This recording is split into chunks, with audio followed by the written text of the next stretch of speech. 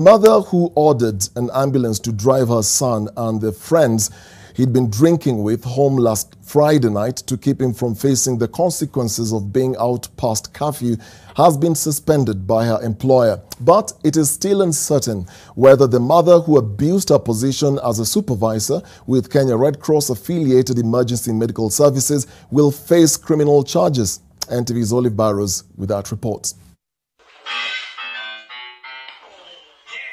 Isn't it hilarious? Who's the patient? No patient in the back of this ambulance, just a group of teens having a jolly good time. Mama commandeering an ambulance to take Baba and his friends home after they were caught out partying past curfew.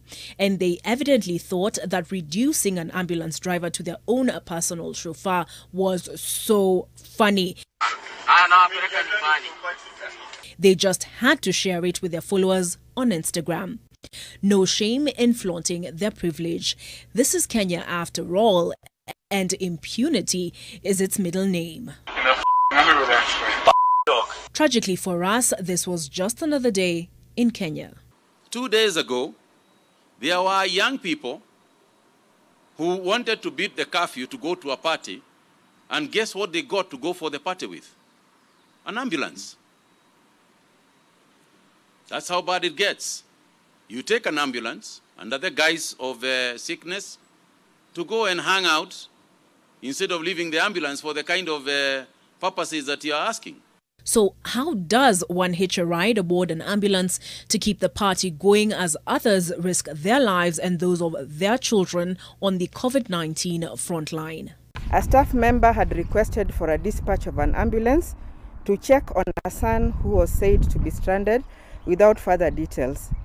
The dispatcher released the crew and on arrival found that the staff's car had broken down and he was with his friends.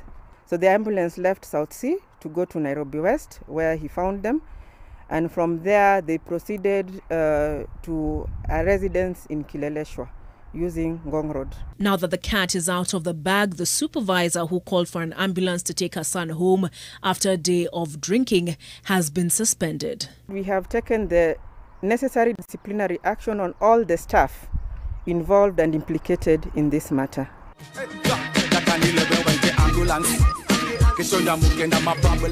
But for people who only wear seatbelts for the benefit of police and form WhatsApp groups to avoid alcohol blue roadblocks, it's all fun and games.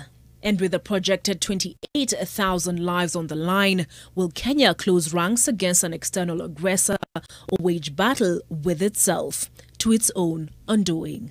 This is not a time for cat and mouse games. Olive Barrows, NTV.